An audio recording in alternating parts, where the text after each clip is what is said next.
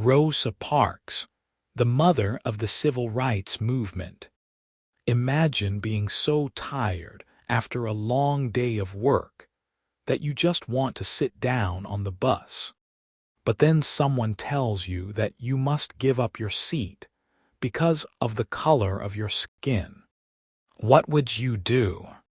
On December 1, 1955, a quiet seamstress named Rosa Parks faced this exact situation.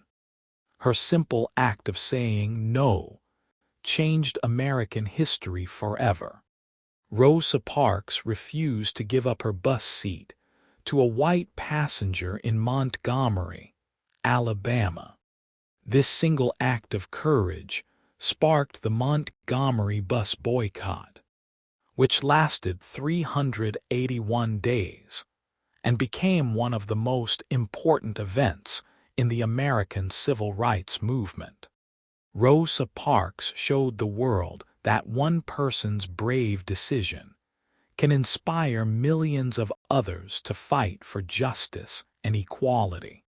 Her story proves that ordinary people can do extraordinary things when they stand up for what is right. Before we discover Rosa Parks's inspiring journey, please remember to subscribe to our channel, Beginner Bio Stories. We create simple English stories about famous people to help you learn English, while exploring the lives of courageous historical figures. Now, let's learn about the remarkable woman who became known as the mother of the civil rights movement. Early life in Alabama. Rosa Louise Macaulay was born on February 4, 1913, in Tuskegee, Alabama, in the southern United States. Her parents were James Macaulay, a carpenter, and Leona Macaulay, a teacher.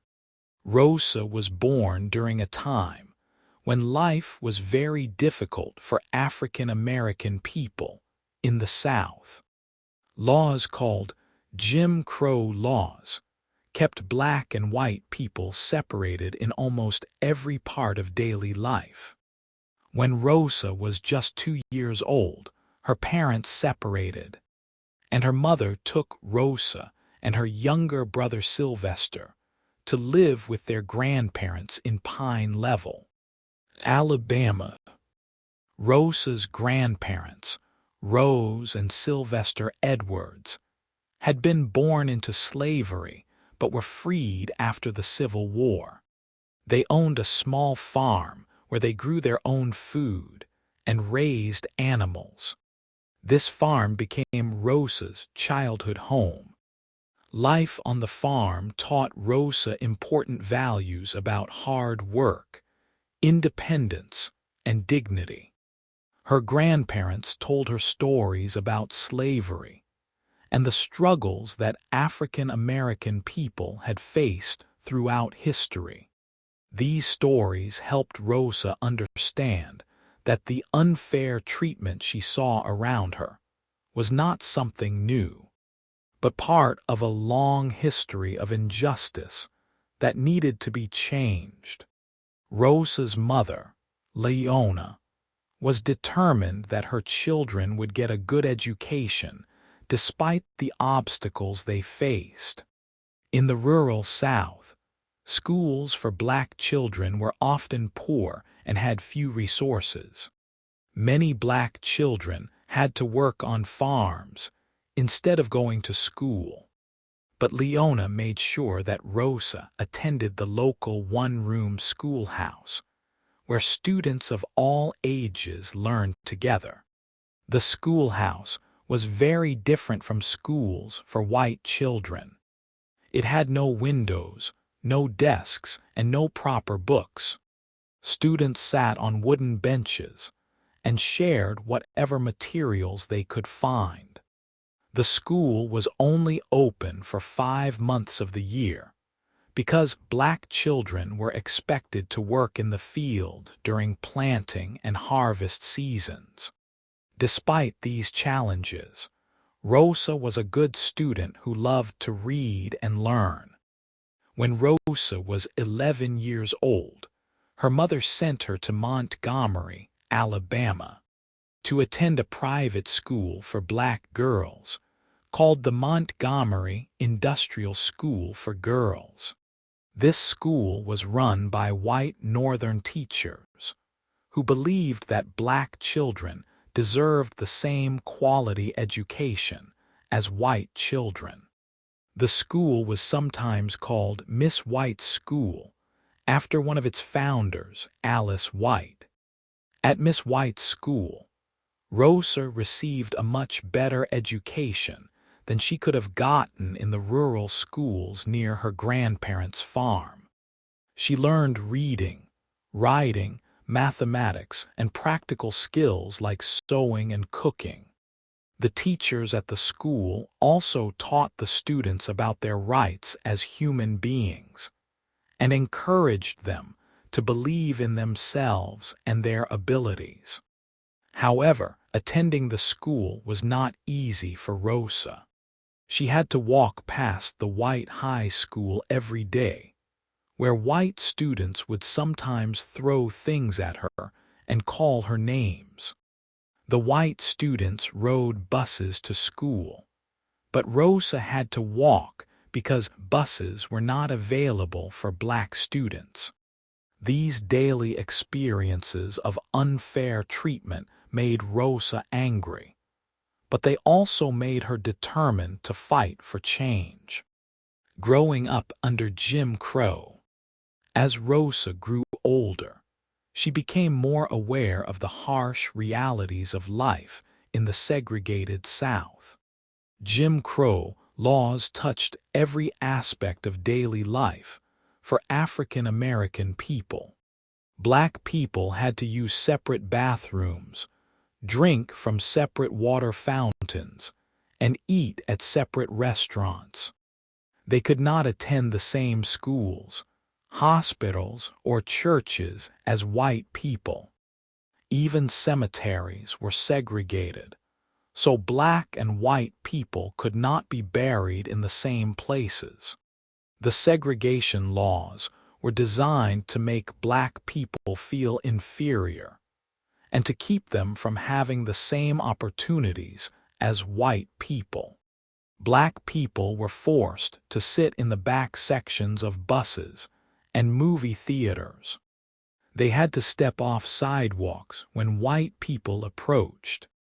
In many places, black people could not try on clothes in stores or return items they had purchased.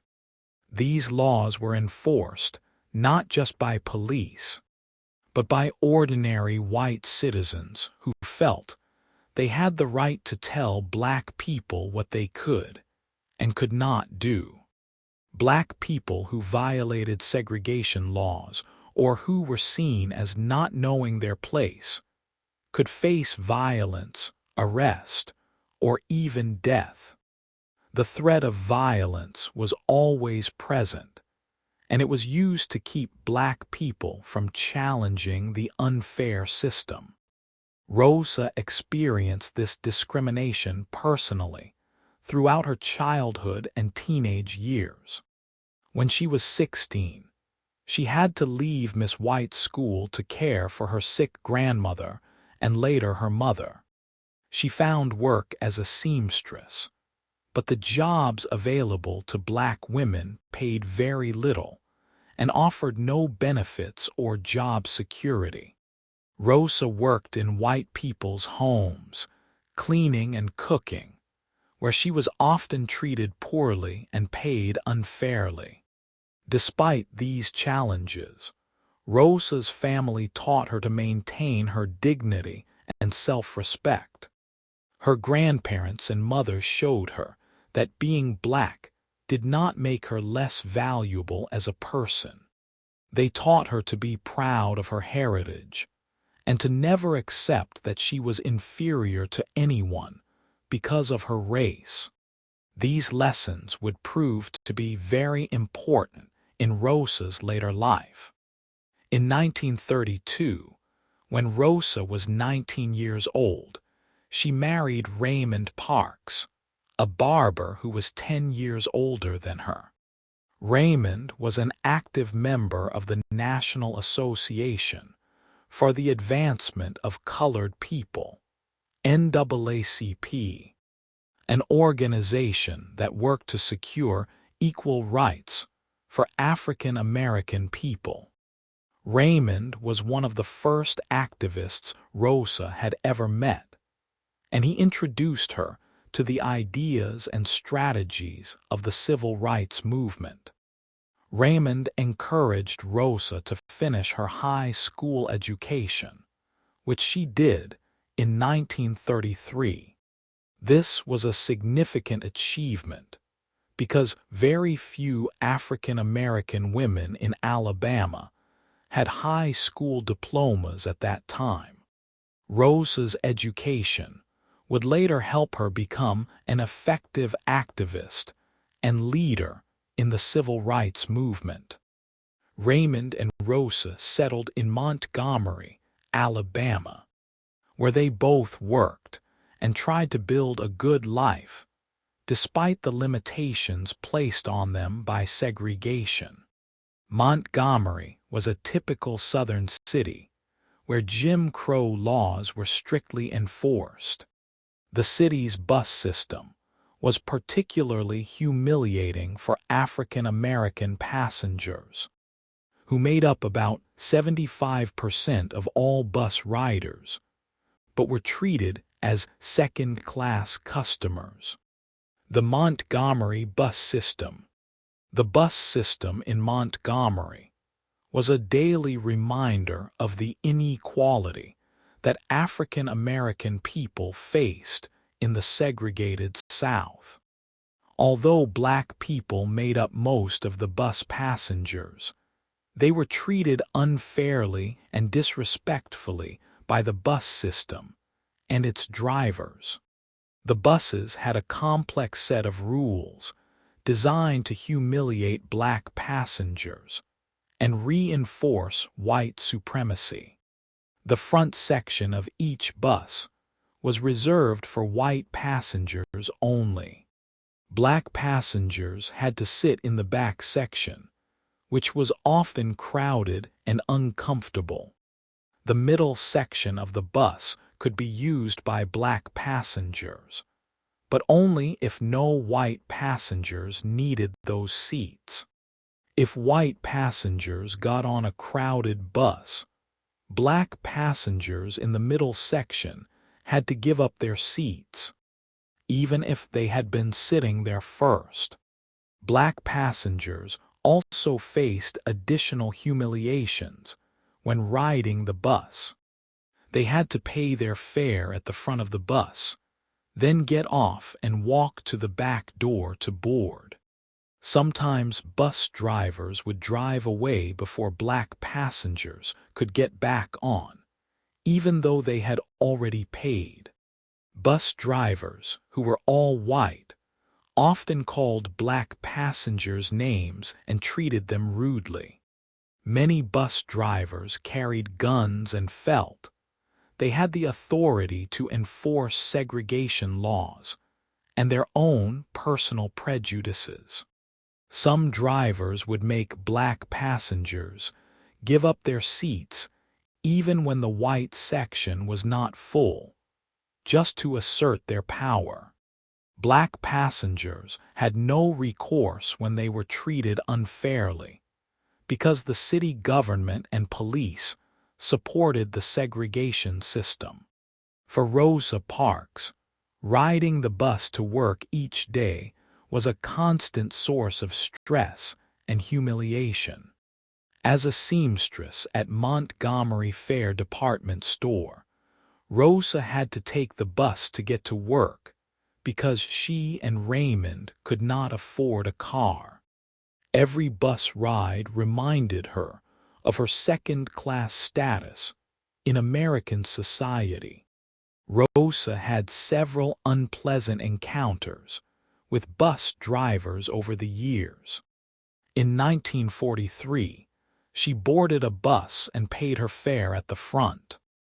As she walked toward the back of the bus, the driver, James Blake, told her to get off and re-enter through the back door. Rosa refused and got off the bus, instead of submitting to this humiliation. She made sure to avoid Blake's bus route for the next 12 years. Despite these personal experiences with discrimination, Rosa was not a radical activist in the early 1950s. She and Raymond lived quietly, working hard and trying to avoid trouble. However, Rosa was becoming more involved with the NAACP and was learning about the strategy that civil rights activists were using to challenge segregation laws.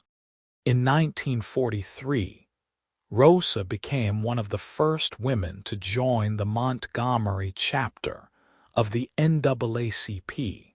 She worked as a secretary for the organization and helped with various civil rights cases. Through her work with the NAACP, Rosa met other activists and learned about legal challenges to segregation that were happening around the country. She began to believe that change was possible if people were willing to work for it. The day that changed everything, December 1, 1955, started as an ordinary day for Rosa Parks. She went to work at Montgomery Fair department store, where she spent the day altering clothes and helping customers. Rosa was tired after her long day of work, but this was normal for her. As a seamstress, she spent hours standing and working with her hands, and her back and feet often hurt by the end of the day. After work, Rosa walked to Court Square to catch the Cleveland Avenue bus home. The bus stop was crowded with other black workers who were also heading home after their day's work. When the bus arrived, Rosa paid her fare to the driver, James Blake, the same driver who had humiliated her 12 years earlier. Rosa did not recognize him at first, but Blake remembered her from their previous encounter. Rosa found a seat in the first row of the colored section, behind the white section of the bus. She sat next to a black man, and two black women sat across the aisle. As the bus continued its route, more passengers got on, and the white section began to fill up. When the bus reached the Empire Theater, several white passengers boarded, and one white man was left standing. According to Montgomery's bus segregation laws, when white passengers needed seats, black passengers in the first row of the colored section had to give up their seats. Bus driver James Blake called back to the four black passengers in the first row of the colored section and said, "Let me have those front seats." This was the standard way that drivers demanded seats for white passengers. The three other black passengers moved, but Rosa Parks remained in her seat. Blake asked her again to move, and Rosa quietly said, "No." Blake threatened to call the police, and Rosa responded, "You may go on and do so." This simple exchange of words would change Rosa's life and American history forever. Blake called the police, and two officers came on board the bus. They asked Rosa why she would not move, and she asked them, "Why do you push us around?" One officer replied, "I don't know, but the law is the law, and you're under arrest." Rosa was taken off the bus and arrested for violating Montgomery's segregation laws. Later, people would ask Rosa why she refused to give up her seat that day. Many people thought she was tired from work, but Rosa said that was not the reason. She said, "The only tired I was tired of giving in." Rosa had reached a point where she could no longer accept the daily humiliations of segregation.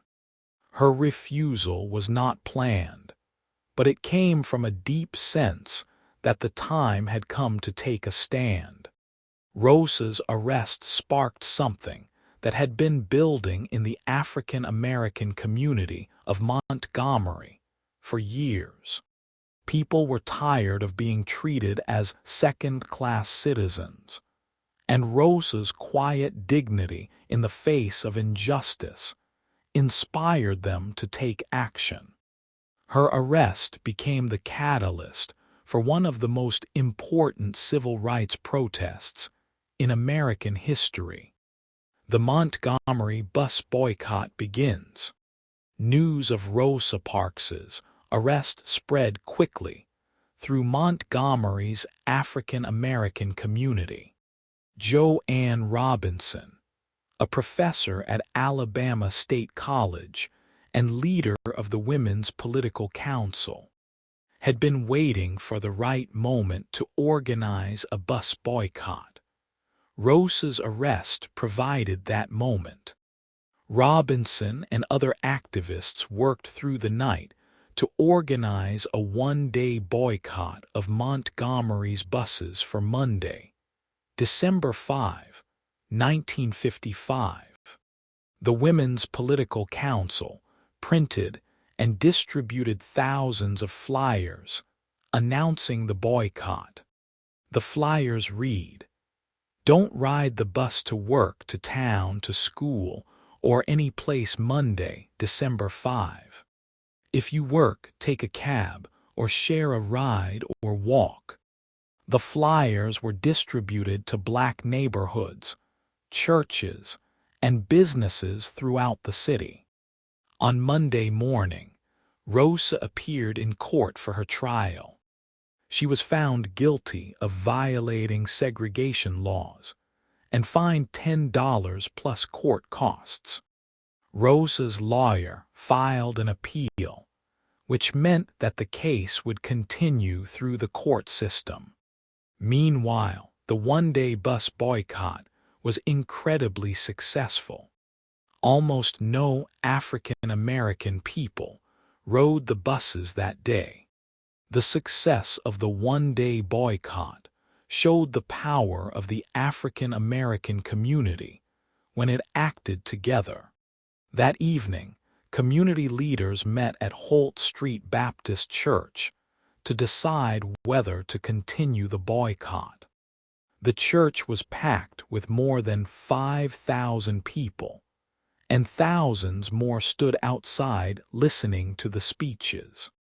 At this meeting, the Montgomery Improvement Association, MIA, was formed to organize and lead the boycott. The group chose a young Baptist minister named Martin Luther King Jr. as their president. Dr. King was only 26 years old and had been in Montgomery for just over a year.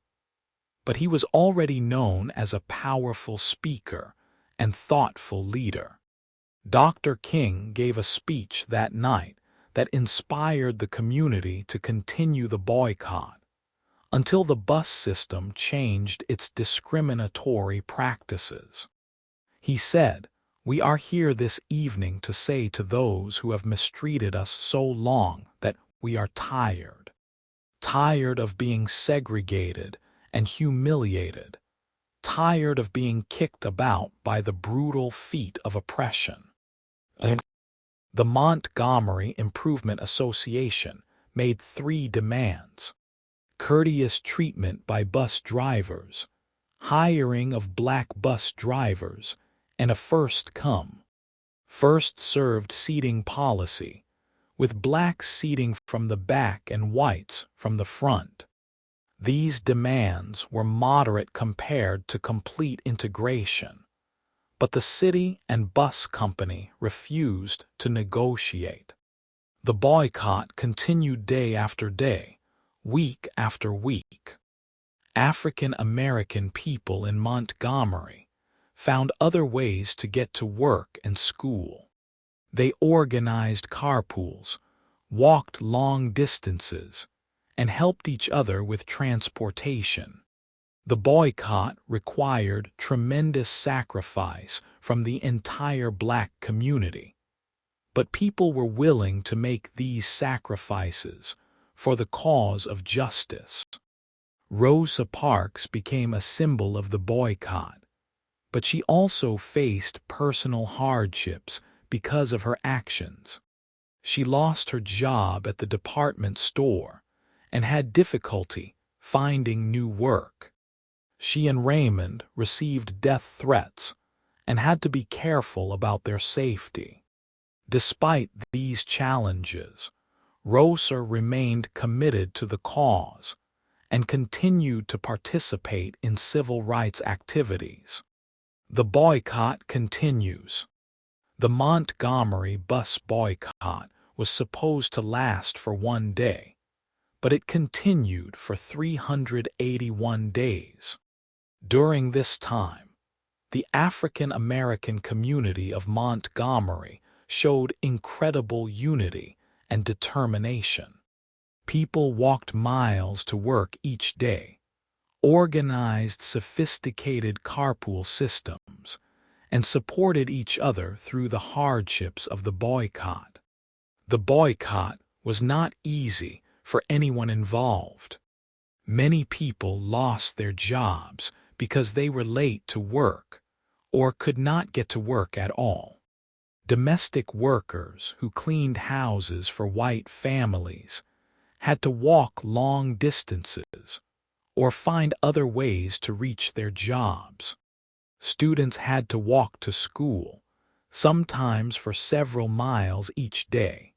The Montgomery Improvement Association worked hard to keep the boycott organized and effective. They set up a complex carpool system with more than 300 volunteer drivers who used their own cars to transport people around the city. The MIA also raised money to buy cars and pay for gasoline. Churches, civic organizations, and individuals from around the country sent donations to support the boycott. White authorities in Montgomery tried many tactics to break the boycott. Police officers harassed carpool drivers and gave them tickets for minor traffic violations. City officials tried to stop the carpool system by claiming it was an illegal taxi service.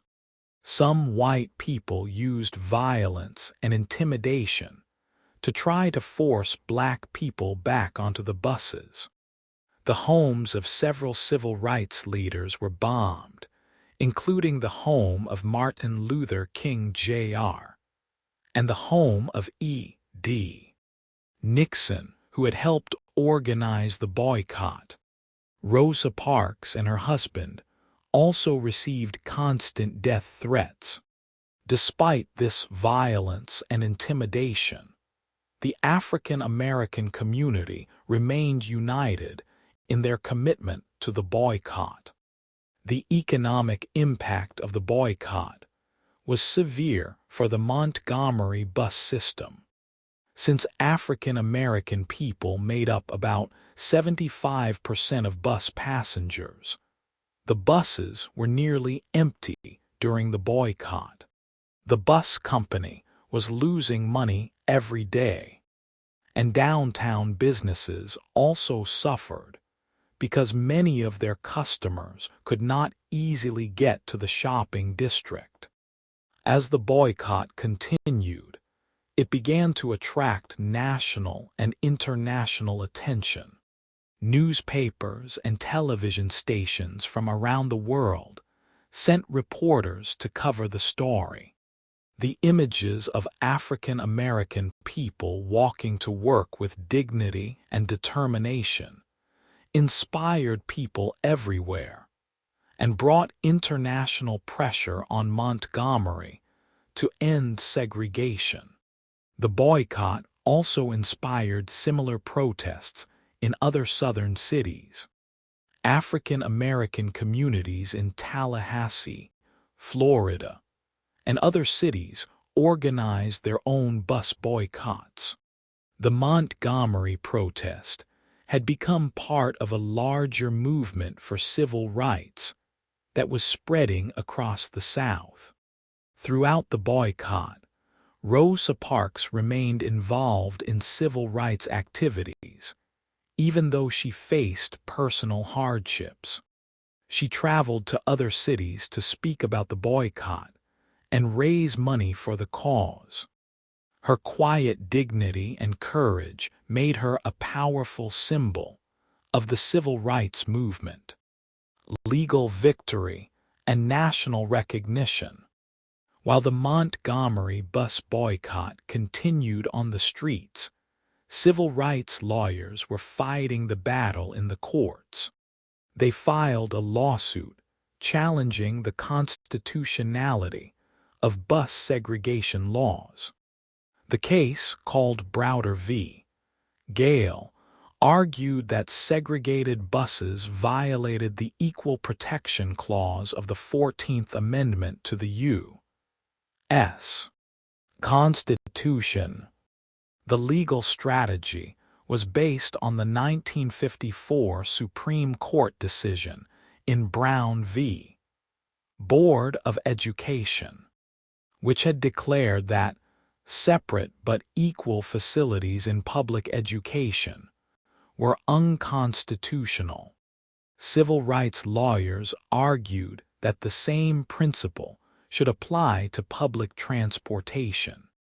If separate schools were inherently unequal, then separate seating on buses was also inherently unequal.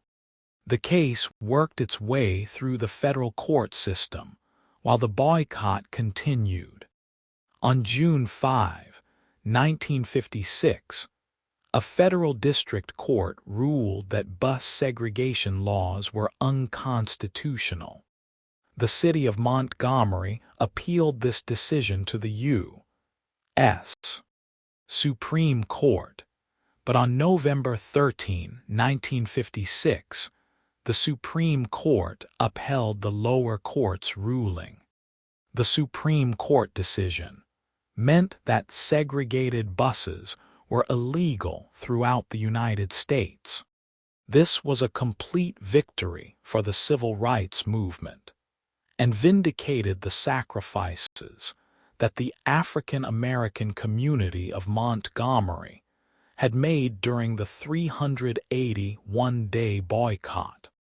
On December 20, 1956, the Montgomery bus boycott officially ended when the Supreme Court's ruling took effect. The next morning, Rosa Parks, Martin Luther King Jr., and other civil rights leaders rode the first integrated buses in Montgomery. Rosa sat in the front of the bus, the same section that had been denied to her just over a year earlier. The success of the Montgomery bus boycott had several important effects on the civil rights movement. First, it showed that the African American community could organize effective, sustained protests against segregation.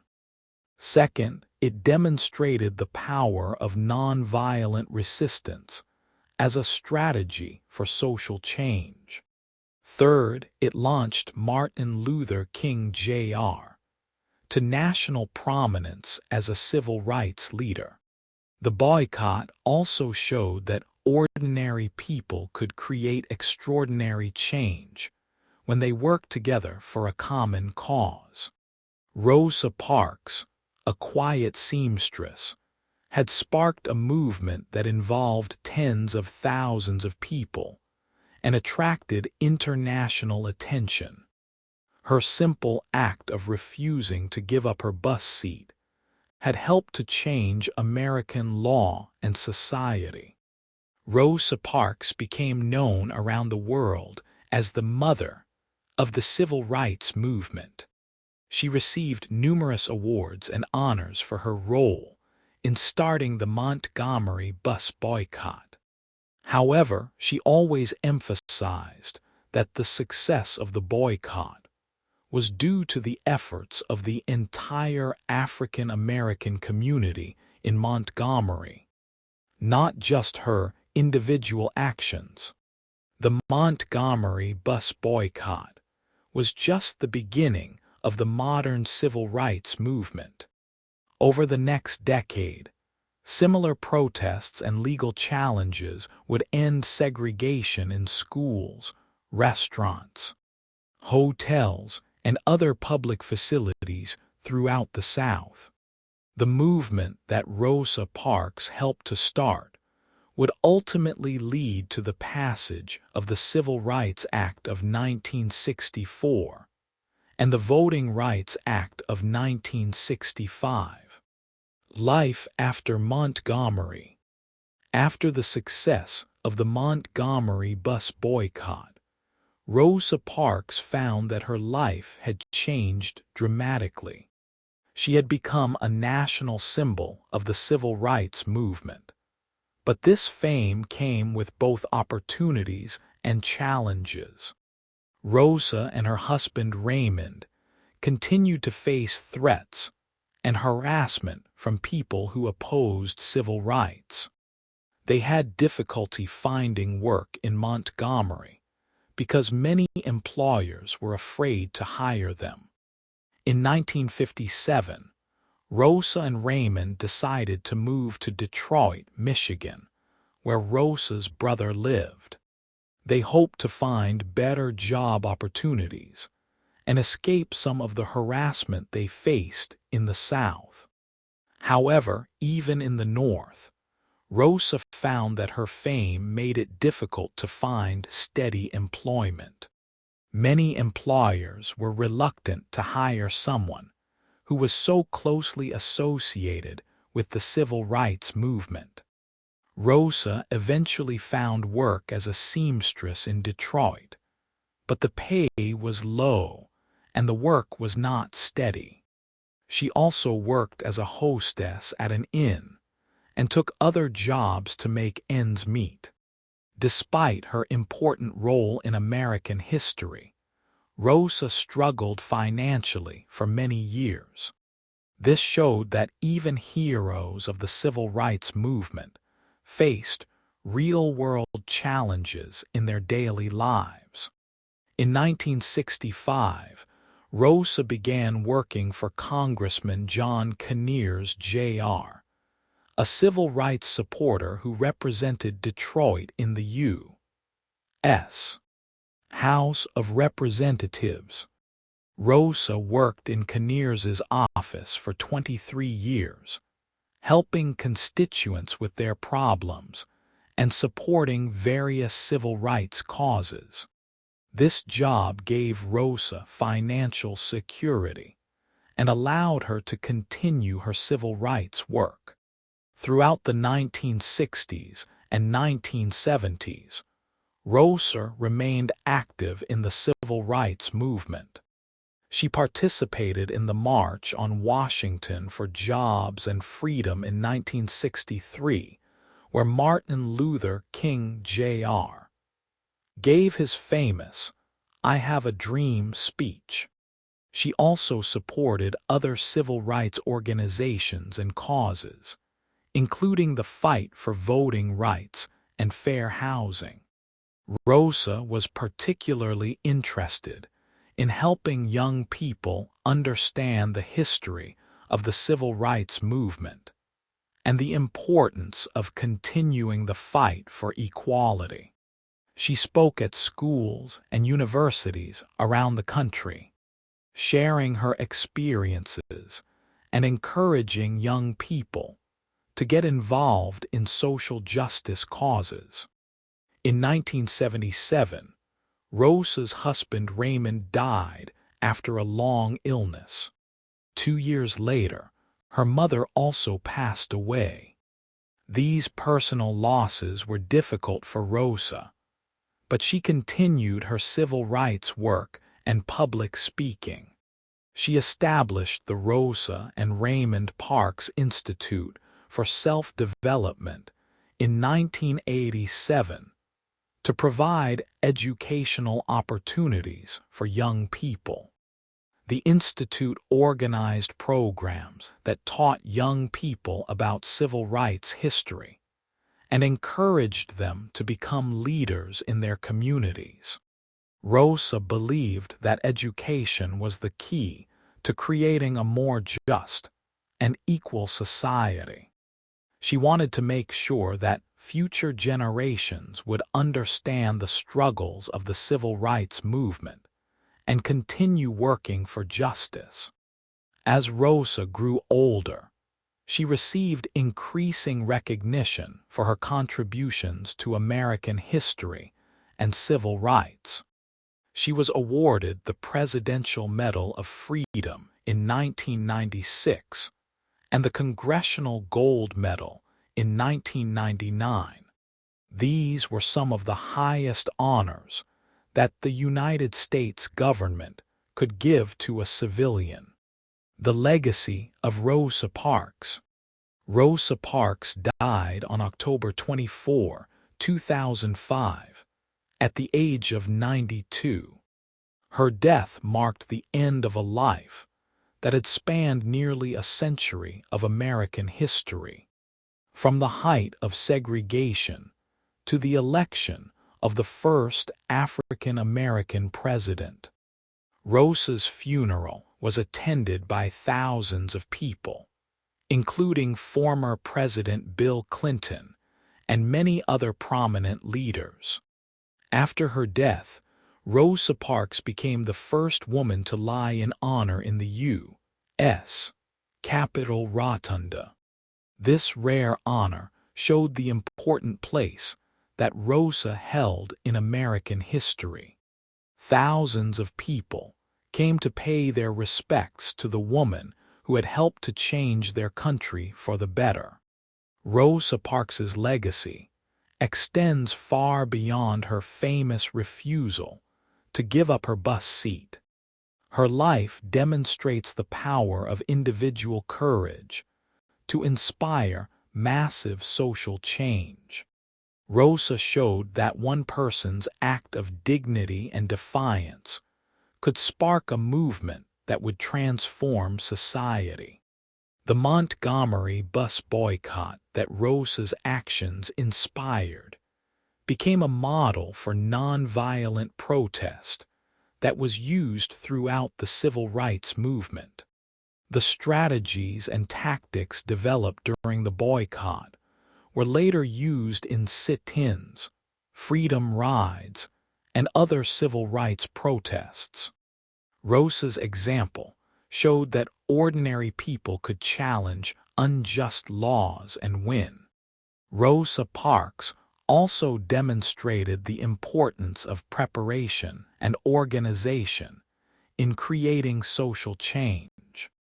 Although her refusal to give up her bus seat seemed spontaneous, Rosa had been involved in civil rights work for many years before that famous day. She had the knowledge, connections, and support system that allowed her actions to have maximum impact. Rosa's story shows that heroes come from all walks of life. She was not a famous politician or wealthy person. She was a working-class woman who had experienced discrimination and hardship throughout her life. But when the moment came to take a stand, Rosa had the courage to do what was right, even though she knew it would bring her trouble. The civil rights movement that Rosa helped to start achieved many important victories. Segregation laws were struck down, voting rights were protected, and opportunities for African Americans increased dramatically. However, Rosa always emphasized that the work of creating a just and equal society was not finished. She encouraged each new generation to continue fighting for civil rights and social justice. Today, Rosa Parks is remembered as one of the most important figures in American history. Schools, streets, and buildings are named after her throughout the United States. Her story is taught in classrooms around the world as an example of how individuals can make a difference in the struggle for human rights and dignity. Rosa Parks's life reminds us that change is possible when people are willing to stand up for their principles. Her courage in the face of injustice inspired millions of people to work for a better world. The movement she helped to start continues today as people fight against discrimination and work to create equal opportunities for all. Rosa Parks once said, "I would like to be remembered as a person who wanted to be free and wanted other people to be also free." She achieved this goal and much more. Rosa Parks will always be remembered as the quiet seamstress who refused to give up her seat and helped to change the world. The story of Rosa Parks teaches us that we all have the power to make a difference in our communities and our world. When we see injustice, we have a choice. We can stay silent or we can speak up and take action.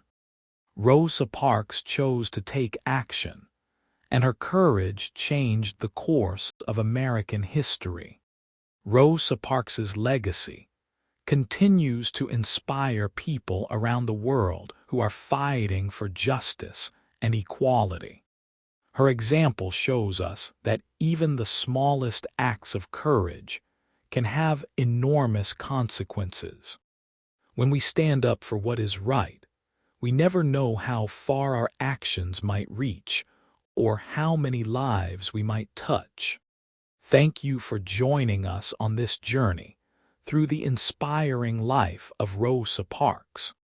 Her story shows us that one person's courage can spark a movement that changes the world. We hope Rosa's example encourages you to stand up for justice and equality in your own life and community. If you found Rosa Parks' story inspiring, please subscribe to Beginner Bio Stories. We create simple English biographies to help you learn while discovering the lives of brave people who made our world better. Like this video and share it with friends who are learning English.